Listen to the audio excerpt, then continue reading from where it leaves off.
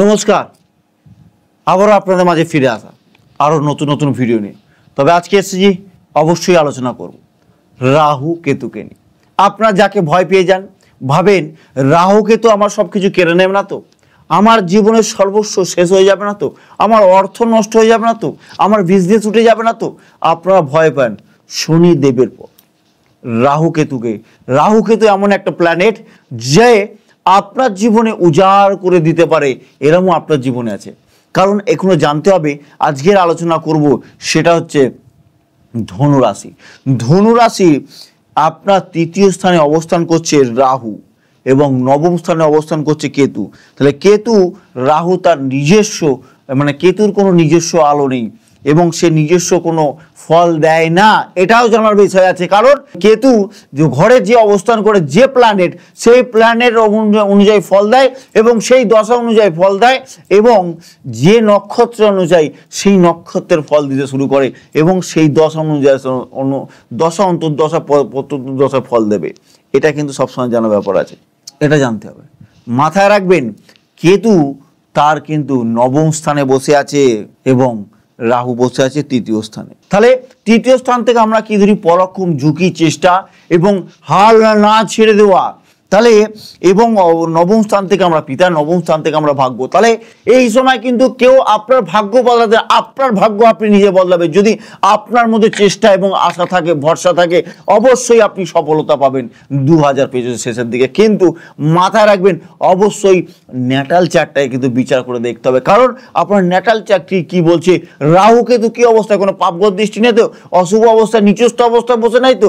যদি ভালো অবস্থায় থাকে আপনার ভালো ফল অবশ্যই 2025। তবে একটু নভেম্বর মাসটা, এই নভেম্বর মাসটা আপনাদের কিন্তু বুঝে সামনে চলতে হবে।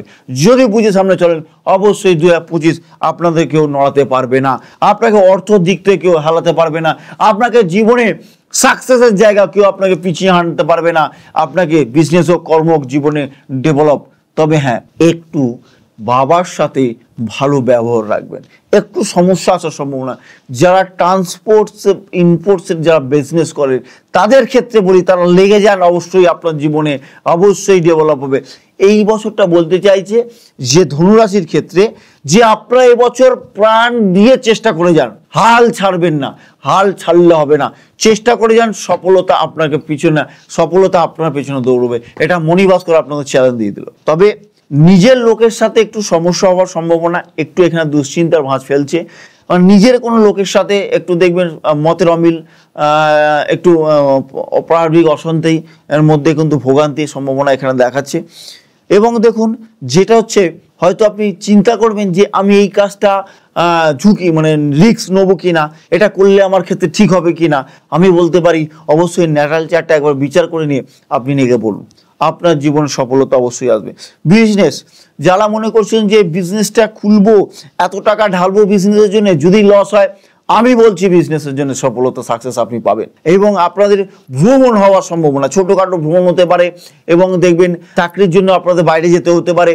যারা মনে করছেন যে না বাইরের জন্য বিজনেস করব, বাইরে গিয়ে বিজনেস করব, ঘর থেকে দূরে, অবশ্যই করতে পারেন। আপনাদের কিন্তু এখানে দেখাচ্ছে যেমন এখানে অর্থনৈতিক জায়গা কিন্তু বেটার, খুব ভালো দেখাচ্ছে, অর্থ জায়গাটা বেটার দেখাচ্ছে, অর্থ কিন্তু আসার জায়গাটা কিন্তু ভালো দেখাচ্ছে।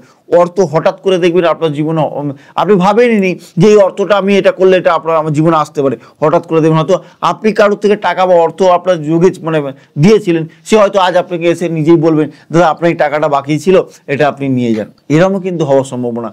বারবার বলছি একটু চিন্তা কোনগুলো আছে, যেটা হচ্ছে একটু দুশ্চিন্তা, নিজের লোকের সাথে সম্পর্ক খারাপ, নিজের লোকের সাথে শত্রুতার জায়গা তৈরি হওয়া, তারপর যেটা বাবার সাথে একটু সমস্যা হওয়ার সম্ভাবনা, পিতার সাথে যেটা হচ্ছে শারীরিক দিক থেকে একটু ভোগান্তি হওয়ার সম্ভাবনা।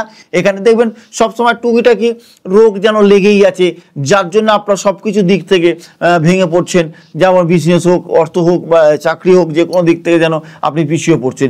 এই শারীরিক দিকটা একটু চিন্তার জায়গাটা অবশ্যই পড়ে আছে, এই জায়গাটা একটু পারলে ঠিক করে নেবেন ন্যাটাল চার্টটাকে বিচার করে। আর একটা যেটা মাস্ট ইম্পর্টেন্ট, যেটা হচ্ছে নিজের প্রিয় মানুষকে দূরে চলে যাওয়ার বা তার সাথে ডিস্টেন্সটা বেড়ে যাওয়ার কিন্তু সম্ভাবনা এখানে কিন্তু অনেকটাই আমি দেখতে পাচ্ছি।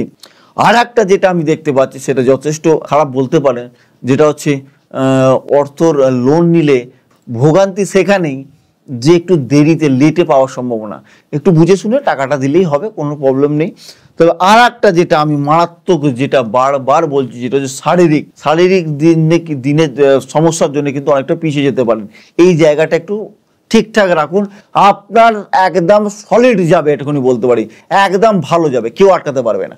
আমি মনিভাস্কর চ্যালেঞ্জ দিলাম। চাকরির জায়গা ভালো, বিজনেসের জায়গা ভালো, লাইনে যাদের বিজনেস আছে তাদের ক্ষেত্রে আমি বলতে পারি খুব ভালো, বেটার, তারা যেতে পারবে, অনেকটা ডেভেলপ করতে পারবে এবছর, যারা এইসব ক্ষেত্রে ভালো। আমি আবারও বলছি, এই জায়গাগুলোকে একটুখানি অ্যানালাইসিস করে করুন, একদম সলিড, মানে 2025 একদম শেষে মোটামুটি একদম এই সময়টা আপনাদের ক্ষেত্রে খুব ভালো। এইটা একদম খালি আপ্রাণ চেষ্টা এবং রিস্ক, মানে ঝুঁকি ছাড়লে হবে না, পিছিয়ে গেলে হবে না, সফলতা আপনার জীবনে আসবে। আমি মনিভাস্কর বলে দিলাম।